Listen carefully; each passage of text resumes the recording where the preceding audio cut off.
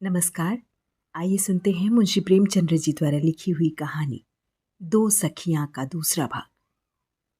कहानी के पहले भाग में आपने सुना चंदा और पद्मा दोनों सहेलियों में घनिष्ठ मित्रता है। दोनों ही सहेलियां पत्रों के माध्यम से अपने मनोभावों और जिंदगियों में घटने वाले घटनाक्रमों का एक दूसरे से विवरण करती हैं। पद्मा एक नई सोच रखने वाली नए ख्यालों की युवती है। वहीं दूसरी ओर चंदा पुराने रीति रिवाजों को मानने वाली और पुराने ख्यालों की युवती है। पद्मा अपने जीवन को अपने ढंग से जीना चाहती है। वह अपने फैसले खुद करना चाहती है। वह बंदिशों, बेड़ियों और रूढ़ियों में पड़कर अपना जीवन बर्बाद करना नहीं चाहती। वहीं चंदा का विश्वास है कि किसी भी रिश्ते को चलाने के लिए सेवा भाव, त्याग और बलिदान सर्वोपरि है। हम आगे कहानी में देखते हैं कि पद्मा और चंदा का विवाह हो जाता है। पद्मा का विवाह उसके पसंद के युवक से होता है जो अत्यंत सुशील, सुंदर और एक धनी परिवार से संबंध रखता है। वहीं चंदा का विवाह भी उसके पिता द्वारा निश्चित कर दिया जाता है, जिसे चंदा ने कभी देखा भी नहीं होता है। चंदा का विवाह तो हो जाता है, किंतु उसकी विदाई नहीं हो पाती। उसके ससुराल वाले इस बात पर तिनक जाते हैं कि उनका स्वागत ठीक से नहीं हुआ। बारातियों को खाली हाथ लौटा दिया जाता है और चंदा अपने मायके में ही रह जाती है। वहीं पद्मा को ये ज्ञात होता है कि जो समझ के उसने विवाह किया था वैसा वास्तव में नहीं है। उसका पति इतना धनवान नहीं जितना उसने शादी से पहले दिखावा किया था। ऐसे में पद्मा को बहुत दुख होता है कि क्यों ना उसके पति ने उससे सच्चाई बताई। दोनों सखियां पत्रों के द्वारा अपने हिसाब से एक दूसरे को सलाह देती हैं। तो आइए सुनते हैं कहानी के आगे का भाग। चंदा के पत्र का जवाब देते हुए पद्मा ने पत्र लिखा। दिल्ली, 15/12/25। प्यारी बहन, तुझसे बार बार क्षमा मांगती हूँ, पैरों पड़ती हूँ। मेरे पत्र ना लिखने का कारण आलस्य न था, सैर सपाटे की धुन न थी। रोज सोचती थी कि आज लिखूंगी, पर कोई न कोई ऐसा काम पड़ आता था, कोई ऐसी बात हो जाती थी, कोई ऐसी बाधा आ खड़ी होती थी कि चित्त अशांत हो जाता था और मुंह लपेट कर पड़ रहती थी। तुम मुझे अब देखो तो शायद पहचान न सको। मसूरी से दिल्ली आए 1 महीना हो गया। यहाँ विनोद को 300 रुपये की एक जगह मिल गई है। मुझे पूरी स्वाधीनता दे रखी है। मैं जो चाहूँ करूँ, उनसे कोई मतलब नहीं। वह मेरे मेहमान हैं। गृहस्थी का सारा बोझ मुझ पर डालकर वह निश्चिंत हो गए हैं। ऐसा बेफिक्रा मैंने आदमी ही नहीं देखा। हाजिरी की परवाह है न डिनर की। बुलाया तो आ गए, नहीं तो बैठे हैं। नौकरों से कुछ बोलने की तो मानो इन्होंने कसम ही खा ली है। इन्हें डांटूं तो मैं, रखूं तो मैं, निकालूं तो मैं, उनसे कोई मतलब ही नहीं। मैं चाहती हूँ वो मेरे प्रबंध की आलोचना करें, ऐब निकाले। मैं चाहती हूँ कि जब मैं बाजार से कोई चीज़ लाऊं तो वो बतावें कि मैं जट गई कि जीत आई। मैं चाहती हूँ महीने के खर्च का बजट बनाते समय मेरे और उनके बीच में खूब बहस हो, पर इन अरमानों में से एक भी पूरा नहीं होता। मैं नहीं समझती इस तरह कोई स्त्री कहाँ तक गृह प्रबंध में सफल हो सकती है। विनोद के इस संपूर्ण आत्मसमर्पण ने मेरी निज की ज़रूरतों के लिए कोई गुंजाइश ही नहीं रखी। अपने शौक की चीज़ें खुद खरीद कर लाते बुरा मालूम होता है। कम से कम मुझसे नहीं हो सकता। मैं जानती हूँ मैं अपने लिए कोई चीज़ लाऊं तो वो नाराज़ ना होंगे। नहीं, मुझे विश्वास है खुश होंगे। लेकिन मेरा जी चाहता है मेरे शौक सिंगार की चीज़ें वह खुद ला कर दें। उनसे लेने में जो आनंद है वह खुद चाकर लाने में नहीं। पिताजी अब भी मुझे 100 रुपये महीना देते हैं और उन रुपयों को मैं अपनी ज़रूरतों पर खर्च कर सकती हूँ। पर ना जाने क्यों मुझे भय होता है कि कहीं विनोद ये न समझे कि मैं उनके रुपए खर्च किए डालती हूँ। जो आदमी किसी बात पर नाराज़ नहीं हो सकता वह किसी बात पर खुश भी नहीं हो सकता। मेरी समझ में ही नहीं आता वह किस बात से खुश और किस बात से नाराज़ होते हैं। बस मेरी दशा उस आदमी की सी है जो बिना रास्ता जाने इधर उधर भटकता फिरे। तुम्हें याद होगा हम दोनों कोई गणित का प्रश्न लगाने के बाद कितनी उत्सुकता से उसका जवाब देखती थी। जब हमारा जवाब किताब के जवाब से मिल जाता था तो हमें कितना हार्दिक आनंद मिलता था। मेहनत सफल हुई इसका विश्वास हो जाता था। जिन गणित की पुस्तकों में प्रश्नों के उत्तर ना लिखे होते थे उनके प्रश्न हल करने की हमारी इच्छा ही नहीं होती थी। सोचते थे मेहनत अकारड़ जाएगी। मैं रोज प्रश्न हल करती हूँ पर नहीं जानती कि जवाब ठीक निकला या गलत। सोचो मेरे चित्त की क्या दशा होगी। एक हफ्ता होता है, लखनऊ की मिस रिग से भेंट हो गई। वह लेडी डॉक्टर हैं और मेरे घर बहुत आती जाती हैं। किसी का सिर भी धमका और मिस रिग बुलाई गई। पापा जब मेडिकल कॉलेज में प्रोफेसर थे तो उन्होंने इस मिस रिग को पढ़ाया था। उसका एहसान वह अब भी मानती हैं। यहाँ उन्हें देखकर भोजन का निमंत्रण न देना अशिष्टता की हद होती। मिस रिग ने दावत मंजूर कर ली। उस दिन मुझे जितनी कठिनाई हुई वह बयान नहीं कर सकती। मैंने कभी अंग्रेजों के साथ टेबल पर नहीं खाया। उसमें भोजन के क्या शिष्टाचार हैं इसका मुझे बिल्कुल ज्ञान नहीं। मैंने समझा था विनोद मुझे सारी बातें बता देंगे। वह परसों अंग्रेजों के साथ इंग्लैंड रह चुके हैं। मैंने उन्हें मिस रिग के आने की सूचना भी दे दी, पर उस भले आदमी ने मानो सुना ही नहीं। मैंने भी निश्चय किया, मैं तुमसे कुछ न पूछूंगी। यही न होगा कि मिस रिग हंसेंगी। बला से अपने ऊपर बार बार झुंझलाती थी कि कहाँ मिस रिग को बुला बैठी।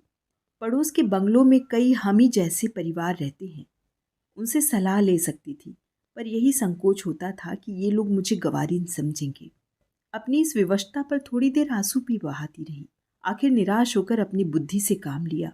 दूसरे दिन मिस रिग आईं। हम दोनों भी मेज पर बैठे। दावत शुरू हुई। मैं देखती थी कि विनोद बार बार झेंपते थे और मिस रिग बार बार नाक सिकोड़ती थी, जिससे प्रकट हो रहा था कि शिष्टाचार की मर्यादा भंग हो रही है। मैं शर्म के मारे मरी जाती थी। किसी भांति विपत्ति सिर से टली।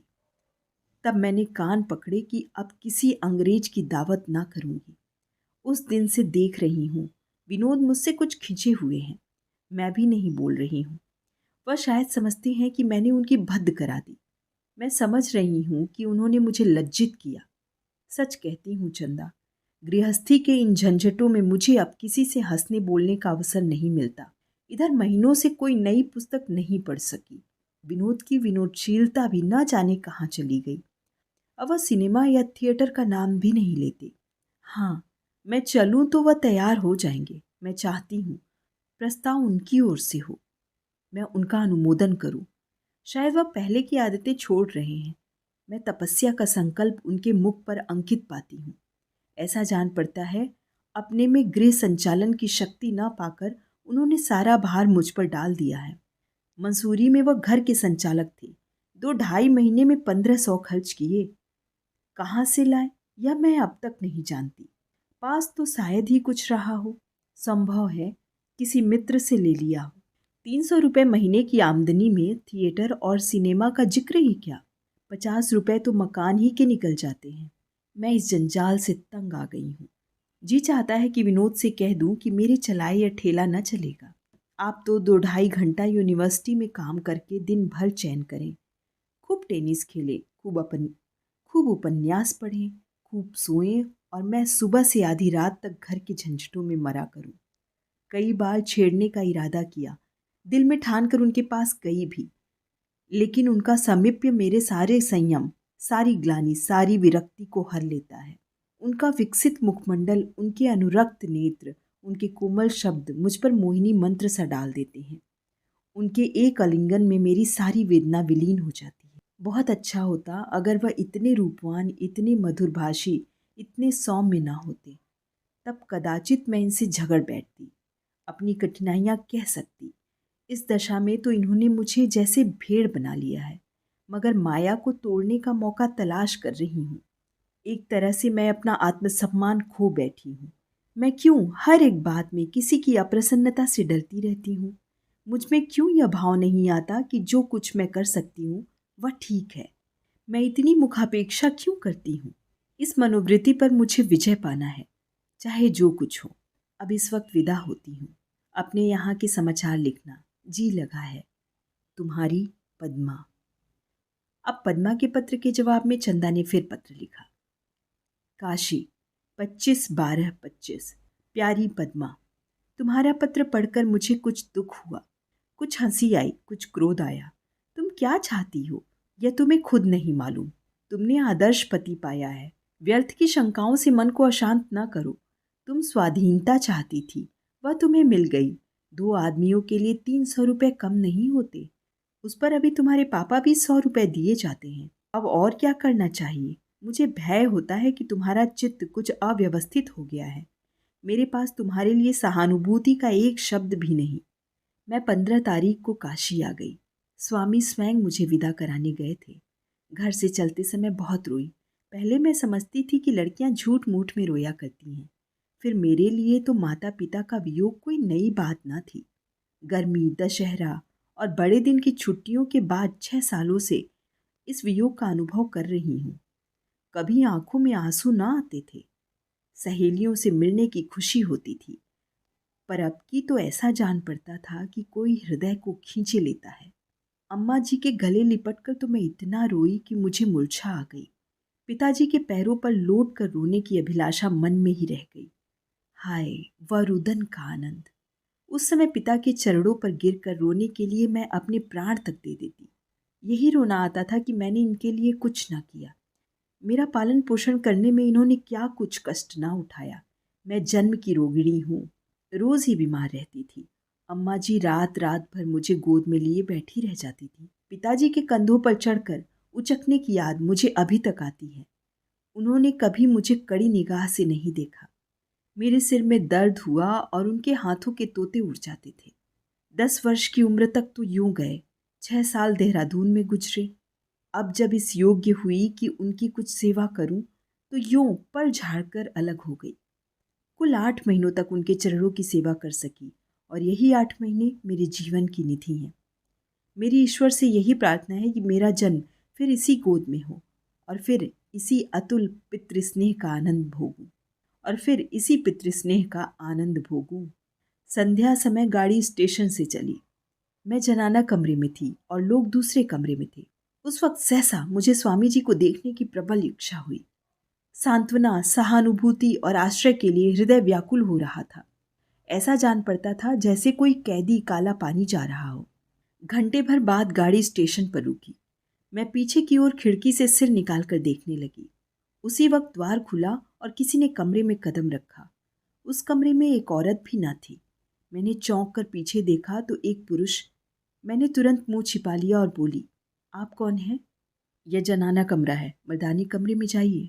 पुरुष ने खड़े खड़े कहा, मैं तो इसी कमरे में बैठूंगा, मर्दानी कमरे में भीड़ बहुत है। मैंने रोष से कहा, नहीं, आप इसमें नहीं बैठ सकते। मैं तो बैठूंगा, आपको निकलना पड़ेगा। आप अभी चले जाइए, नहीं तो मैं अभी जंजीर खींच लूंगी। अरे साहब, मैं भी आदमी हूँ, कोई जानवर नहीं हूँ। इतनी जगह पड़ी है, आपका इसमें हरज क्या है? गाड़ी ने सीटी दी। मैं और घबरा कर बोली, आप निकलते हैं या मैं जंजीर खींचूं?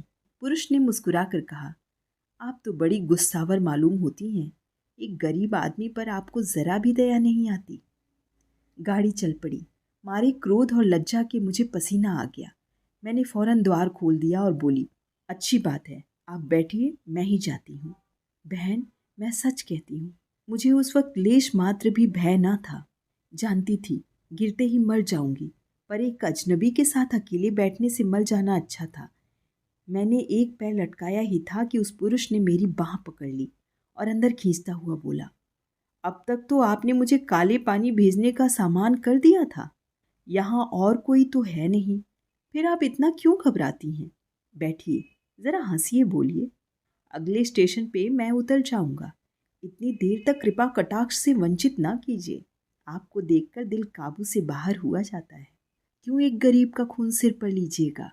मैंने झटक कर अपना हाथ छुटा लिया। सारी देह कांपने लगी, आंखों में आंसू भर आए। उस वक्त अगर मेरे पास कोई छुरी या कटार होती तो मैंने ज़रूर उसे निकाल लिया होता और मरने मारने को तैयार हो गई होती। मगर इस दशा में क्रोध से ऊंट चबाने के सिवा और क्या करती? आखिर झल्लाना व्यर्थ समझकर मैंने सावधान होने की चेष्टा करके कहा, आप कौन हैं? उसने उसी ढिठाई से कहा, तुम्हारे प्रेम का इच्छुक। आप तो मजाक करते हैं, सच बतलाइए। सच बता रहा हूँ, तुम्हारा आशिक हूँ। अगर आप मेरे आशिक हैं तो कम से कम इतनी बात मानिए कि अगले स्टेशन पे उतर जाइए। मुझे बदनाम करके आप कुछ न पाएंगे। मुझ पर इतनी दया कीजिए। मैंने हाथ जोड़कर यह बात कही। मेरा गला भी भर आया था। उस आदमी ने द्वार की ओर जाकर कहा, अगर आपका यही हुक्म है तो लीजिए, जाता हूँ। याद रखिएगा। उसने द्वार खोल लिया और एक पाँव आगे बढ़ाया। मुझे मालूम हुआ कि वह नीचे कूदने जा रहा है। बहन, नहीं कह सकती कि उस वक्त मेरे दिल की क्या दशा हुई। मैंने बिजली की तरह लपक कर उसका हाथ पकड़ लिया और अपनी तरफ जोर से खींच लिया। उसने ग्लानि से भरे हुए स्वर में कहा, क्यों खींच लिया? मैं तो चला जा रहा था। अगला स्टेशन आने दीजिए। जब आप भगा रही हैं तो जितनी जल्द भाग जाऊं उतना ही अच्छा। मैं ये कब कहती हूँ कि आप चलती गाड़ी से कूद पड़िए। अगर मुझ पर इतनी दया है तो एक बार दर्शन ही दे दो। अगर आपकी स्त्री से कोई दूसरा पुरुष बातें करता तो आपको कैसा लगता?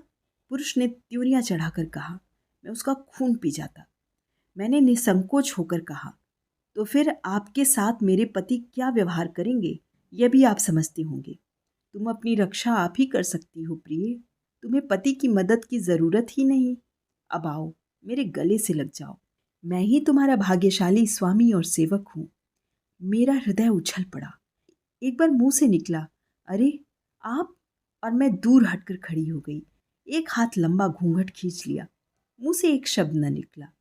स्वामी ने कहा, अब यह शर्म और पर्दा कैसा? मैंने कहा, आप बड़े छलिए हैं।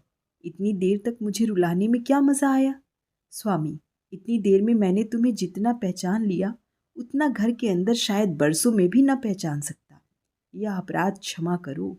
क्या तुम सचमुच गाड़ी से कूद पड़ती? अवश्य। बड़ी खैरियत हुई, मगर यह दिल लगी बहुत दिनों तक याद रहेगी। मेरे स्वामी औसत कद के सांवले, चिचकरू और दुबले आदमी हैं। उनसे कई रूपवान पुरुष मैंने देखे हैं, पर मेरा हृदय कितना उल्लासित हो रहा था, कितनी आनंदमय संतुष्टि का अनुभव कर रही थी, मैं बयान नहीं कर सकती। मैंने पूछा, गाड़ी कब तक पहुंचेगी? शाम को पहुंच जाएंगे। मैंने देखा स्वामी का चेहरा कुछ उदास हो गया है। वह 10 मिनट तक चुपचाप बैठे बाहर की तरफ ताकते रहे। मैंने उन्हें केवल बात में लगाने ही के लिए यह अनावश्यक प्रश्न पूछा था, पर अब भी जब वह ना बोले तो मैंने फिर ना छेड़ा। पानदान खोलकर पान बनाने लगी। सहसा उन्होंने कहा, चंदा, एक बात कहूँ? मैंने कहा, हाँ हाँ, शौक से कहिए। उन्होंने सिर झुकाकर शर्माते हुए कहा, मैं जानता कि तुम इतनी रूपवती हो तो मैं तुमसे विवाह न करता। अब तुम्हें देखकर मुझे मालूम हो रहा है कि मैंने तुम्हारे साथ अन्याय किया है। मैं किसी तरह तुम्हारे योग्य न था। मैंने पान का बीड़ा उन्हें देते हुए कहा, ऐसी बातें ना कीजिए। आप जैसे हैं मेरे सर्वस्व हैं। मैं आपकी दासी बनकर अपने भाग्य को धन्य मानती हूँ। दूसरा स्टेशन आ गया। गाड़ी रुकी। स्वामी चले गए। जब जब गाड़ी रुकती थी वह आकर दो चार बातें कर जाते थे। शाम को हम लोग बनारस पहुंच गए। मकान एक गली में है और मेरे घर से बहुत छोटा है। इन कई दिनों में यह भी मालूम हो रहा है कि सास जी स्वभाव की रूखी हैं, लेकिन अभी किसी के बारे में कुछ नहीं कह सकती। संभव है मुझे भ्रम हो रहा हो। फिर लिखूंगी। मुझे इसकी चिंता नहीं कि घर कैसा है, आर्थिक दशा कैसी है, सास ससुर कैसे हैं। मेरी इच्छा है कि यहाँ सभी मुझसे खुश रहें। पतिदेव को मुझसे प्रेम है, यह मेरे लिए काफ़ी है। मुझे और किसी बात की परवाह नहीं। तुम्हारे बहनोई जी का मेरे पास बार बार आना सास जी को अच्छा नहीं लगता। वह समझती हैं कहीं यह सिर न चढ़ जाए।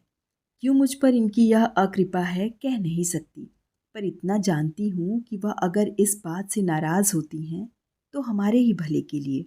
वह ऐसी कोई बात क्यों करेंगी जिसमें हमारा हित ना हो। अपनी संतान का अहित कोई माता नहीं कर सकती। मुझी में कोई बुराई उन्हें नजर आई होगी। 2-4 दिन में आप ही मालूम हो जाएगा। अपने यहाँ के समाचार लिखना। जवाब की आशा 1 महीने के पहले तो है नहीं। यूं तुम्हारी खुशी, तुम्हारी चंदा। आगे सुनते हैं चंदा के पत्र का जवाब पद्मा ने क्या दिया। दिल्ली 1-2-26। प्यारी बहन, तुम्हारे प्रथम मिलन की कुतूहल मैं कथा पढ़कर चित्त प्रसन्न हो गया। मुझे तुम्हारे ऊपर हर्ष हो रहा है। मैंने समझा था तुम्हें मुझ पर हर्ष होगा, पर क्रिया उल्टी हो गई। तुम्हें चारों ओर हरियाली ही नजर आती है। मैं जिधर नजर डालती हूँ सूखे रेत और नग्न टीलों के सिवा कुछ नहीं। अब कुछ मेरा वृत्तांत सुनो। अब जिगर थाम कर बैठो, मेरी बारी आई। विनोद की अविचलित दार्शनिकता अब असह्य हो गई है। कुछ विचित्र जीव हैं, घर में आग लगे, पत्थर पड़े, उनकी बला से। इन्हें मुझ पर जरा भी दया नहीं आती। मैं सुबह से शाम तक घर के झंझटों में कुढ़ा करूं, इन्हें कुछ परवाह नहीं। ऐसा सहानुभूति से खाली आदमी कभी नहीं देखा था। इन्हें तो किसी जंगल में तपस्या करनी चाहिए थी। अभी तो खैर दो ही प्राणी हैं, लेकिन कहीं बाल बच्चे हो गए तब तो मैं बेमौत मर जाऊंगी। ईश्वर न करे वह दारुण विपत्ति मेरे सिर पड़े। चंदा, मुझे अब दिल से लगी हुई है कि किसी भांति इनकी वह समाधि भंग कर दूं, मगर कोई उपाय सफल नहीं होता, कोई चाल ठीक नहीं पड़ती। एक दिन मैंने इनके कमरे के लैंप का बल्ब तोड़ दिया। कमरा अंधेरा पड़ा रहा। आप सैर करके आए तो कमरा अंधेरा देखा। मुझसे पूछा, मैंने कह दिया बल्ब टूट गया। बस आपने भोजन किया और मेरे कमरे में जाकर लेट रहे। पत्रों और उपन्यासों की ओर देखा तक नहीं। न जाने वह उत्सुकता कहाँ विलीन हो गई। दिन भर गुजर गया। आपको बल्ब लगवाने की कोई फिक्र नहीं। आखिर मुझे को बाजार से लाना पड़ा। एक दिन मैंने झुंझलाकर रसोइये को निकाल दिया। सोचा जब लाला रात भर भूखे सोएंगे तब आंखें खुलेंगी। मगर इस भले आदमी ने कुछ पूछा तक नहीं। चाय न मिली, कुछ परवाह नहीं। ठीक 10 बजे अपने कपड़े पहने एक बार रसोई की ओर जाकर देखा, सन्नाटा था। बस कॉलेज चल दिए। एक आदमी पूछता है, महाराज कहाँ गया, क्यों गया? अब क्या इंतजाम होगा? कौन खाना पकाएगा? कम से कम इतना तो मुझसे कह सकते थे कि तुम अगर नहीं पका सकती तो बाजार से ही कुछ खाना मंगवा लो। जब वह चले गए तो मुझे बड़ा पश्चाताप हुआ। रॉयल होटल से खाना मंगवाया और बैरे के हाथ कॉलेज भेज दिया, पर खुद भूखी ही रही। दिन भर भूख के मारे बुरा हाल था। सिर में दर्द होने लगा। आप कॉलेज से आए और मुझे पड़े देखा तो ऐसे परेशान हुए मानो मुझे त्रिदोष है। उसी वक्त एक डॉक्टर बुला भेजा। डॉक्टर आए, आंखें देखी, जबान देखी, हरारत देखी, लगाने की दवा अलग दी, पीने की अलग। आदमी दवा लेने गया, लौटा तो 12 रुपए का बिल भी था। मुझे इन सारी बातों पर ऐसा क्रोध आ रहा था कि कहाँ भाग कर चली जाऊं। उस पर आप आराम कुर्सी डालकर मेरी चारपाई के पास बैठ गए और एक एक पल पर पूछने लगे, कैसा जी है? दर्द कुछ कम हुआ? यहाँ हमारे भूख की आंतें कुलकुला रही थी। दवा हाथ से छुई तक नहीं। आखिर झक मारकर मैंने फिर बैरे से खाना मंगवाया। फिर चाल उल्टी पड़ी। मैं डरी कि कहीं सवेरे फिर यह महाशय डॉक्टर को ना बुला बैठे, इसलिए सवेरा होते ही हार कर फिर घर के काम धंधे में लगी। उसी वक्त एक दूसरा महाराज बुलवाया। अपने पुराने महाराज को बेकसूर निकालकर दंड स्वरूप एक काठ के उल्लू को रखना पड़ा, जो मामूली चपातियां भी नहीं पका सकता। उस दिन से एक नई बला गले पड़ी। दोनों वक्त 2 घंटे इस महाराज को सिखाने में लग जाते हैं। इसे अपनी पाक कला का ऐसा घमंड है कि मैं चाहे जितना पकूं, पर करता अपने ही मन की है। उस पर बीच बीच में मुस्कुराने लगता है, मानो कहता हो, इन बातों को क्या जानो, चुपचाप बैठी देखती जाओ। जलाने चली थी विनोद को और खुद जल गई। रुपए खर्च हुए वह तो हुए ही, एक और जंजाल में फंस गई। मैं खुद जानती हूँ कि विनोद का डॉक्टर को बुलाना या मेरे पास बैठे रहना केवल दिखावा था। उनके चेहरे पर जरा भी घबराहट न थी, चित्त जरा भी अशांत न था। चंदा, मुझे क्षमा करना। मैं नहीं जानती कि ऐसे पुरुष के पाले पड़कर तुम्हारी क्या दशा होती, पर मेरे लिए इस दशा में रहना असह्य है।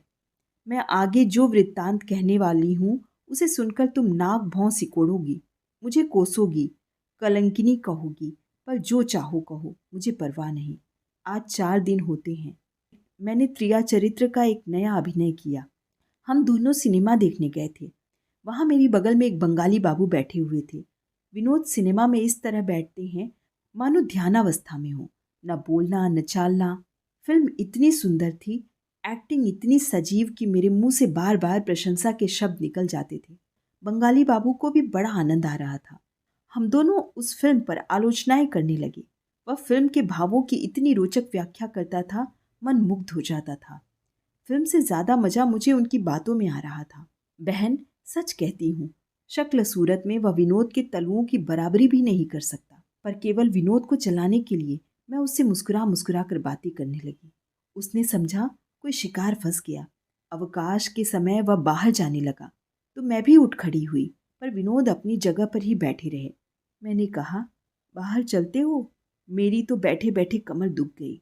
विनोद बोले, हाँ हाँ चलो, इधर उधर टहल आए। मैंने लापरवाही से कहा, तुम्हारा जी ना चाहे तो मत चलो, मैं मजबूर नहीं करती। विनोद फिर अपनी जगह पर बैठते हुए बोले, अच्छी बात है। मैं बाहर आई तो बंगाली बाबू ने पूछा, क्या आप यहीं की रहने वाली हैं? मेरे पति यहाँ यूनिवर्सिटी में प्रोफेसर हैं। अच्छा, वह आपके पति थे? अजीब आदमी हैं। आपको तो मैंने शायद यहाँ पहले नहीं देखा है। हाँ, मेरा मकान बंगाल में है। कंचनपुर के महाराज साहब का प्राइवेट सेक्रेटरी हूँ। महाराज साहब वाइसराय से मिलने आए हैं। तो अभी 2-4 दिन रहिएगा? जी हाँ, आशा तो करता हूँ। रहूँ तो साल भर रह जाऊँ। जाऊँ तो दूसरी गाड़ी से चला जाऊँ। हमारे महाराज साहब का कुछ ठीक नहीं। यूँ बड़े सज्जन और मिलनसार हैं। आपसे मिलकर बहुत खुश होंगे। यह बातें करते करते हम रेस्टोरेंट में पहुंच गए। बाबू ने चाय और टोस्ट लिया, मैंने सिर्फ चाय ली। तो इसी वक्त आपका महाराज साहब से परिचय करा दूं। आपको आश्चर्य होगा कि मुकुटधारियों में भी इतनी नम्रता और विनय हो सकती है। उनकी बातें सुनकर आप मुग्ध हो जाएंगी। मैंने आईने में अपनी सूरत देखकर कहा, जी नहीं, आपसे तो अक्सर मुलाकात होती रहेगी। क्या आपकी स्त्री आपके साथ नहीं आई? युवक ने मुस्कुरा कर कहा, मैं अभी कुंवारा हूँ और शायद कुंवारा ही रहूं। मैंने उत्सुक होकर पूछा, अच्छा, तो आप भी स्त्रियों से भागने वाले जीवों में हैं? इतनी बातें तो हो गईं और आपका नाम तक न पूछा। बाबू ने अपना नाम भुवन मोहन दास गुप्त बताया। मैंने अपना परिचय दिया। जी नहीं, मैं उन अभागों में हूँ जो एक बार निराश होकर फिर उसकी परीक्षा नहीं करते। रूप की तो संसार में कमी नहीं, मगर रूप और गुण का मेल बहुत कम देखने को आता है। जिस रमणी से मेरा प्रेम था वह आज एक बड़े वकील की पत्नी है। मैं गरीब था, उसकी सजा मुझे ऐसे मिली कि जीवन पर्यंत न भूलेगी। साल भर तक जिसकी उपासना की, जब उसने मुझे धन पर बलिदान कर दिया तो अब और क्या आशा रखूं? मैंने हंसकर कहा, आपने बहुत जल्द हिम्मत हार दी। भुवन ने सामने द्वार की ओर ताकते हुए कहा, मैंने आज तक ऐसा वीर ही नहीं देखा जो रमणियों से परास्त न हुआ हो। ये हृदय पर चोट करती हैं और हृदय एक ही गहरी चोट सह सकता है। जिस रमणी ने मेरे प्रेम को तुच्छ समझकर पैरों से कुचल दिया, उसको मैं दिखाना चाहता हूँ कि मेरी आंखों में धन कितनी तुच्छ वस्तु है। यही मेरे जीवन का एकमात्र उद्देश्य है। मेरा जीवन उसी दिन सफल होगा जब विमला के घर के सामने मेरा विशाल भवन होगा और उसका पति मुझसे मिलने में अपना सौभाग्य समझेगा। मैंने गंभीरता से कहा, यह तो कोई बहुत ऊंचा उद्देश्य नहीं है। आप यह क्यों समझते हैं कि विमला ने केवल धन के लिए आपका परित्याग किया? संभव है उसके और भी कारण हो। माता पिता ने उस पर दबाव डाला हो, या अपने ही में उसे कोई ऐसी त्रुटि दिखलाई दी हो जिससे आपका जीवन दुखमय हो जाता। आप यह क्यों समझते हैं कि जिस प्रेम से वंचित होकर आप इतने दुखी हुए, उसी प्रेम से वंचित होकर वह सुखी हुई होगी? संभव था कोई धनी स्त्री पाकर आप भी फिसल जाते। भुवन ने जोर देकर कहा, यह असंभव है, सर्वथा असंभव है। मैं उसके लिए त्रिलोक का राज्य भी त्याग देता। मैंने हंसकर कहा, हाँ, इस वक्त आप ऐसा कह सकते हैं, मगर ऐसी परीक्षा में पढ़कर आपकी क्या दशा होती, इसे आप निश्चयपूर्वक नहीं बता सकते। सिपाही की बहादुरी का प्रमाण उसकी तलवार है, उसकी जबान नहीं। इसे अपना सौभाग्य समझिए कि आपको इस परीक्षा में नहीं पड़ना पड़ा। वह प्रेम प्रेम नहीं है जो प्रत्याघात की शरण ले। प्रेम का आदि भी सहृदयता है और अंत भी सहृदयता। संभव है आपको अब भी कोई ऐसी बात मालूम हो जाए जो विमला की तरफ से आपको नर्म कर दे। भुवन गहरे विचार में डूब गया। 1 मिनट के बाद उन्होंने सिर उठाया और बोले, मिसेज विनोद, आपने आज एक ऐसी बात सुझा दी जो आज तक मेरे ध्यान में आई ही नहीं थी। यह भाव कभी मेरे मन में उदय ही नहीं हुआ। मैं इतना अनुदार क्यों हो गया, समझ में नहीं आता। मुझे आज मालूम हुआ कि प्रेम के ऊंचे आदर्श का पालन रमणियां ही कर सकती हैं। पुरुष कभी प्रेम के लिए आत्मसमर्पण नहीं कर सकता। वह प्रेम को स्वार्थ और वासना से पृथक नहीं कर सकता। अब मेरा जीवन सुखमय हो जाएगा। आपने मुझे आज शिक्षा दी है, उसके लिए आपको धन्यवाद देता हूँ। यह कहते कहते भुवन सहसा चौंक पड़े और बोले, ओह, मैं कितना बड़ा मूर्ख हूँ। सारा रहस्य समझ में आ गया। अब कोई बात छिपी नहीं है। ओह, मैंने विमला के साथ घोर अन्याय किया, महान अन्याय। मैं बिल्कुल अंधा हो गया था। विमला, मुझे क्षमा करो। भुवन इसी तरह देर तक विलाप करते रहे। बार बार मुझे धन्यवाद देते थे और मूर्खता पर पछताते थे। हमें इसकी सुध ही ना रही कि कब घंटी बजी, कब खेल शुरू हुआ। यकायक विनोद कमरे में आए। मैं चौंक पड़ी। मैंने उनके मुख की ओर देखा, किसी भाव का पता न था। बोले, तुम अभी यहीं हो पद्मा? खेल शुरू हुए तो देर हुई। चारों तरफ तुम्हें खोज रहा था। मैं हकबका कर उठ खड़ी हुई और बोली, खेल शुरू हो गया? घंटी की आवाज़ तो सुनाई ही नहीं दी। भुवन भी उठे। हम फिर आकर तमाशा देखने लगे। विनोद ने मुझे अगर इस वक्त दो चार लगाने वाली बातें कह दी होती, उनकी आंखों में क्रोध की झलक दिखाई देती, तो मेरा अशांत हृदय संभल जाता, मेरे मन को ढांढस होती। पर उनके अविचलित विश्वास ने मुझे और भी अशांत कर दिया। बहन, मैं चाहती हूँ वह मुझ पर शासन करें। मैं उनकी कठोरता, उनकी उद्दंडता, उनकी बलिष्ठता का रूप देखना चाहती हूँ। उनके प्रेम, प्रमोद, विश्वास का रूप देख चुकी। इससे मेरी आत्मा को तृप्ति नहीं होती। तुम उस पिता को क्या कहोगी जो अपने पुत्र को अच्छा खिलाए, अच्छा पहनाए, पर उसकी शिक्षा दीक्षा की कुछ चिंता न करे? वह जिस राह जाए उस राह जाने दे, जो कुछ करे वह करने दे, कभी उसे कड़ी आंख से देखे भी नहीं। ऐसे लड़का अवश्य ही आवारा हो जाएगा। मेरा भी वही हाल हुआ जाता है। यह उदासीनता मेरे लिए असह्य है। इस भले आदमी ने यहाँ तक न पूछा कि भुवन कौन है। भुवन ने यही तो समझा होगा कि इसका पति इसकी बिल्कुल परवाह नहीं करता। विनोद खुद स्वाधीन रहना चाहते हैं, मुझे भी स्वाधीन छोड़ देना चाहते हैं। वह मेरे किसी काम में हस्तक्षेप नहीं करना चाहते।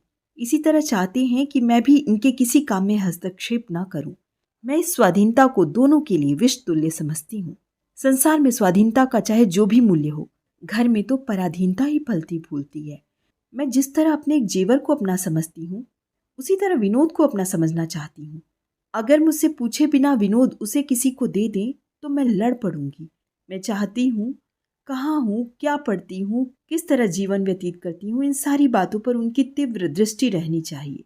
जब वह मेरी परवाह नहीं करते तो मैं उनकी परवाह क्यों करूँ? इस खींचतानी में हम एक दूसरे से अलग होते चले जा रहे हैं। और क्या कहूँ, मुझे कुछ नहीं मालूम कि वह किन मित्रों को रोज पत्र लिखते हैं। उन्होंने भी मुझसे कभी कुछ नहीं पूछा। खैर, मैं क्या लिख रही हूँ, क्या कहने लगी, विनोद ने मुझसे कुछ नहीं पूछा। मैं फिर भुवन से फिल्म के संबंध में बातें करने लगी। जब खेल खत्म हो गया और हम लोग बाहर आए और तांगा ठीक करने लगे तो भुवन ने कहा, मैं अपनी कार में आपको पहुंचा दूंगा। हमने कोई आपत्ति नहीं की। हमारे मकान का पता पूछकर भुवन ने कार चला दी। रास्ते में मैंने भुवन से कहा, कल मेरे यहाँ दोपहर का खाना खाइएगा। भुवन ने स्वीकार कर लिया। भुवन तो हमें पहुंचा कर चले गए, पर मेरा मन बड़ी देर तक उन्हीं की तरफ लगा रहा। इन 2-3 घंटों में भुवन को जितना समझी उतना विनोद को आज तक नहीं समझी। मैंने भी अपने हृदय की जितनी बातें उनसे कह दी उतनी विनोद से आज तक नहीं कही। भुवन उन मनुष्यों में है जो किसी पर पुरुष को मेरी कुदृष्टि डालते देखकर उसे मार डालेगा। उसी तरह मुझे किसी पुरुष से हंसते देखकर मेरा खून पी लेगा और जरूरत पड़ेगी तो मेरे लिए आग में कूद पड़ेगा। ऐसा ही पुरुष चरित्र मेरे हृदय पर विजय कर सकता है। मेरे ही हृदय पर नहीं, मेरे विचार में नारी जाति ऐसे ही पुरुष पर जान देती है। वह निर्बल है, इसलिए बलवान का आश्रय ढूंढती है। बहन, तुम ऊब गई होगी, खत बहुत लंबा हो गया, मगर इस कांड को समाप्त किए बिना नहीं रहा जाता। मैंने सवेरे ही से भुवन के दावत की तैयारी शुरू कर दी। रसोइया तो काठ का उल्लू है। मैंने सारा काम अपने हाथ में ले लिया। भोजन बनाने में ऐसा आनंद मुझे और कभी न मिला था। भुवन बाबू की कार ठीक समय पर आ पहुंची। भुवन उतरे और सीधे मेरे कमरे में आए। 2-4 बातें हुई। डिनर टेबल पर जा बैठे। विनोद भी भोजन करने आए। मैंने उन दोनों आदमियों का परिचय करा दिया। मुझे ऐसा मालूम हुआ कि विनोद ने भुवन की ओर से कुछ उदासीनता दिखाई। उन्हें राजाओं, रईसों से चिढ़ है, साम्यवादी हैं। जब राजाओं से चिढ़ है तो उनके पिट्ठुओं से क्यों न होती। वह समझते हैं इन रईसों के दरबार में खुशामदी, निकम्मे, सिद्धांतहीन, चरित्रहीन लोगों का जमघट रहता है, जिनका इसके सिवाय और कोई काम नहीं कि अपने रईस की हर एक उचित अनुचित इच्छा पूरी करे और प्रजा का गला काट कर अपना घर भरे। भोजन के समय बातचीत की धारा घूमते घूमते विवाह और प्रेम जैसे महत्व के विषय पर आ पहुंची। विनोद ने कहा, नहीं, मैं वर्तमान वैवाहिक प्रथा को पसंद नहीं करता। इस प्रथा का आविष्कार उस समय हुआ था जब मनुष्य सभ्यता की प्रारंभिक दशा में था। तब से दुनिया बहुत आगे बढ़ी है, मगर विवाह प्रथा में जौ भर भी अंतर नहीं पड़ा। यह प्रथा वर्तमान काल के लिए उपयोगी नहीं। भुवन ने कहा, आखिर आपको इसमें क्या दोष दिखाई देते हैं? विनोद ने विचार कर कहा, इसमें सबसे बड़ा ऐब यह है कि यह एक सामाजिक प्रश्न को धार्मिक रूप दे देता है, और दूसरा, दूसरा यह है कि यह व्यक्तियों की स्वाधीनता में बाधक है। यह स्त्री व्रत और पति व्रत का स्वांग रचकर हमारी आत्मा को संकुचित कर देता है। हमारी बुद्धि के विकास में जितनी रुकावट इस प्रथा ने डाली है, उतनी और किसी भौतिक या दैविक क्रांति से भी नहीं हुई। इसने मिथ्या आदर्शों को हमारे सामने रख दिया और आज तक हम उन्हीं पुरानी सड़ी हुई लज्जाजनक पाश्विक लकीरों को पीटते जाते हैं। व्रत केवल एक निरर्थक बंधन का नाम है। इतना महत्वपूर्ण नाम देकर हमने इस कैद को धार्मिक रूप दे दिया है। पुरुष क्यों चाहता है कि स्त्री उसको अपना ईश्वर, अपना सर्वस्व समझे? केवल इसलिए कि वह उसका भरण पोषण करता है। क्या स्त्री का कर्तव्य केवल पुरुष की संपत्ति के लिए वारिस पैदा करना है? उस संपत्ति के लिए जिस पर हिंदू नीतिशास्त्र के अनुसार पति के देहांत के बाद उसका कोई अधिकार नहीं रहता। समाज की यह सारी व्यवस्था, सारा संगठन संपत्ति रक्षा के आधार पर हुआ है। इसने संपत्ति को प्रधान और व्यक्ति को गौड़ कर दिया है। हमारे ही वीर से उत्पन्न संतान हमारी कमाई हुई जायदाद का भोग करे। इस मनोभाव में कितनी स्वार्थांधता, कितना दासत्व छिपा हुआ है, इसका कोई अनुमान नहीं कर सकता। इस कैद में जकड़ी हुई समाज की संतान यदि आज घर में, देश में, संसार में अपने क्रूर स्वार्थ के लिए रक्त की नदियां बहा रही है, तो क्या आश्चर्य है। मैं इस वैवाहिक प्रथा को सारी बुराइयों का मूल समझता हूँ। भुवन चकित हो गया। मैं खुद चकित हो गई। विनोद ने इस विषय पर मुझसे कभी इतनी स्पष्टता से बातचीत न की थी। मैं यह तो जानती थी वह साम्यवादी हैं। 2-1 बार इस विषय पर उनसे बहस भी कर चुकी हूँ, पर वैवाहिक प्रथा के वे इतने विरोधी हैं यह मुझे मालूम न था। भुवन के चेहरे से ऐसा प्रकट होता था कि उन्होंने ऐसे दार्शनिक विचारों की गंध तक नहीं पाई। जरा देर के बाद बोले, प्रोफेसर साहब, आपने तो मुझे एक बड़े चक्कर में डाल दिया। आखिर आप इस प्रथा की जगह कोई और प्रथा रखना चाहते हैं या विवाह की आवश्यकता ही नहीं समझते? जिस तरह पशु पक्षी आपस में मिलते हैं, वह हमें भी करना चाहिए। विनोद ने तुरंत उत्तर दिया, बहुत कुछ। पशु पक्षियों में सभी का मानसिक विकास एक सा नहीं है। कुछ ऐसे हैं जो जोड़े के चुनाव में कोई विचार नहीं रखते। कुछ ऐसे हैं जो एक बार बच्चे पैदा करने के बाद अलग हो जाते हैं, और कुछ ऐसे हैं जो जीवन पर्यंत एक साथ रहते हैं। कितनी ही भिन्न भिन्न श्रेणियां हैं। मैं मनुष्य होने के नाते उसी श्रेणी को श्रेष्ठ समझता हूँ जो जीवन पर्यंत एक साथ रहते हैं, मगर स्वेच्छा से। उनके यहाँ कोई कैद नहीं, कोई सजा नहीं। दोनों अपने अपने चारे दाने की फिक्र करते हैं। दोनों मिलकर रहने का स्थान बनाते हैं। दोनों साथ बच्चों का पालन करते हैं। उनके बीच में कोई तीसरा नर या मादा आ ही नहीं सकता। यहाँ तक कि उनमें से जब एक मर जाता है तो दूसरा मरते दम तक फुटैल रहता है। यह अंधेर मनुष्य जाति ही में है कि स्त्री ने किसी दूसरे पुरुष से हंसकर बात की और उसके पुरुष की छाती पर सांप लौटने लगा। खून खराबे के मंसूबे सोचे जाने लगे। पुरुष ने किसी दूसरी स्त्री की ओर रसिक नेत्रों से देखा और अर्धांगिनी ने त्योरियां बदली।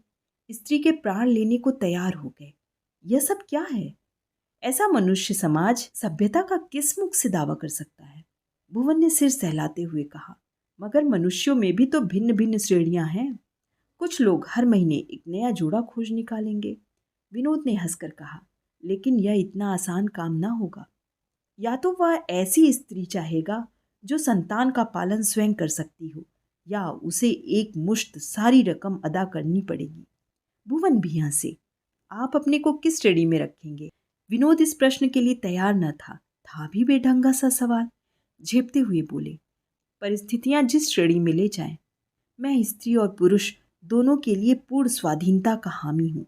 कोई कारण नहीं कि मेरा मन किसी नव यौवना की ओर आकर्षित हो और वह भी मुझे चाहे तो भी मैं समाज और नीति के भय से उसकी ओर ताक न सकूं। मैं इसे पाप नहीं समझता। भुवन अभी कुछ उत्तर न देने पाए थे कि विनोद उठ खड़े हुए। कॉलेज के लिए देर हो रही है। तुरंत कपड़े पहने और चल दिए। हम दोनों दीवान खाने में आकर बैठे और बातें करने लगे। भुवन ने सिगार जलाते हुए कहा, कुछ सुना? कहाँ जाकर तान टूटी? मैंने मारे शर्म के सिर झुका लिया। क्या जवाब देती? विनोद की अंतिम बात ने मेरे हृदय पर कठोर आघात किया था। मुझे ऐसा मालूम हो रहा था कि विनोद ने केवल मुझे सुनाने के लिए विवाह का यह नया खंडन तैयार किया है। वह मुझसे पिंड छुड़ा लेना चाहते हैं। वह किसी रमड़ी की ताक में है। मुझसे उनका जी भर गया। वह ख्याल करके मुझे बड़ा दुख हुआ। मेरी आंखों से आंसू बहने लगे। कदाचित एकांत में मैं न रोती, पर भुवन के सामने मैं संयत न रह सकी। भुवन ने मुझे बहुत सांत्वना दी। आप व्यर्थ इतना शोक करती हैं। मिस्टर विनोद आपका मान न करें, पर संसार में कम से कम एक व्यक्ति है जो आपके संकेत पर अपने प्राण तक न्यौछावर कर सकता है। आप जैसी रमणी रत्न पाकर संसार में ऐसा कौन पुरुष है जो अपने भाग्य को धन्य न मानेगा। आप इसकी बिल्कुल चिंता न करें। मुझे भुवन की यह बात बुरी मालूम हुई। क्रोध से मेरा मुख लाल हो गया। यह धूर्त मेरी दुर्बलता से लाभ उठाकर मेरा सर्वनाश करना चाहता है। अपने दुर्भाग्य पर बराबर रोना आता था। अभी विवाह हुए साल भी पूरा नहीं हुआ, मेरी यह दशा हो गई कि दूसरों को मुझे बहकाने और मुझ पर अपना जादू चलाने का साहस हो रहा है। जिस वक्त मैंने विनोद को देखा था, मेरा हृदय कितना फूल उठा था। मैंने अपने हृदय को कितनी भक्ति से उसके चरणों पर अर्पण किया था, मगर क्या जानती थी कि इतनी जल्दी मैं उसकी आंखों से गिर जाऊंगी और मुझे परित्यक्तता समझ फिर शोहदे मुझ पर डोरे डालेंगे। मैंने आंसू पोंछते हुए कहा, मैं आपसे क्षमा मांगती हूँ, मुझे ज़रा विश्राम लेने दीजिए। हाँ हाँ, आराम करें, मैं बैठा देखता रहूँगा। जी नहीं, अब आप कृपा करके जाइए, यूँ मुझे आराम न मिलेगा। अच्छी बात है, आप आराम कीजिए, मैं संध्या समय आकर देख जाऊँगा। जी नहीं, आपको कष्ट करने की कोई ज़रूरत नहीं है। अच्छा, तो मैं कल आऊँगा। शायद महाराज साहब भी आवें। नहीं, आप लोग मेरे बुलाने का इंतज़ार कीजिएगा, बिना बुलाए ना आइएगा। यह कहती हुई मैं उठकर अपने सोने के कमरे की ओर चली। भुवन एक क्षण मेरी ओर देखता रहा, फिर चुपके से चला गया। बहन, इसे 2 दिन हो गए हैं, पर मैं कमरे से बाहर नहीं निकली। भुवन 2-3 बार आ चुका है, मगर मैंने उससे मिलने से साफ इनकार कर दिया। अब शायद उसे फिर आने का साहस ना होगा। ईश्वर ने बड़े नाजुक मौके पर मुझे सुबुद्धि प्रदान की, नहीं तो मैं अब तक अपना सर्वनाश कर बैठी होती। विनोद प्रायः मेरे पास ही बैठे रहते हैं, लेकिन उनसे बोलने को मेरा जी नहीं चाहता। जो पुरुष व्यभिचार का दार्शनिक सिद्धांतों से समर्थन कर सकता है, जिसकी आंखों में विवाह जैसे पवित्र बंधन का कोई मूल्य नहीं, जो न मेरा हो सकता है न मुझे अपना बना सकता है, उसके साथ मुझ जैसी मानिनी गर्विणी स्त्री का क्या दिन निर्वाह होगा। बस अब विदा होती हूँ। बहन, क्षमा करना, मैंने तुम्हारा बहुत सा अमूल्य समय ले लिया, मगर इतना समझ लो कि मैं तुम्हारी दया नहीं, सहानुभूति चाहती हूँ। तुम्हारी पद्मा। कहानी का आखिरी भाग आप सुन सकते हैं हमारे चैनल पर, 2 सखियां भाग 3 में। आपने यदि ये कहानी यहाँ तक सुनी है तो कृपया मेरे चैनल को सब्सक्राइब कर दीजिए, लाइक कर दीजिए, शेयर कर दीजिए और कमेंट तो ज़रूर कर दीजिए।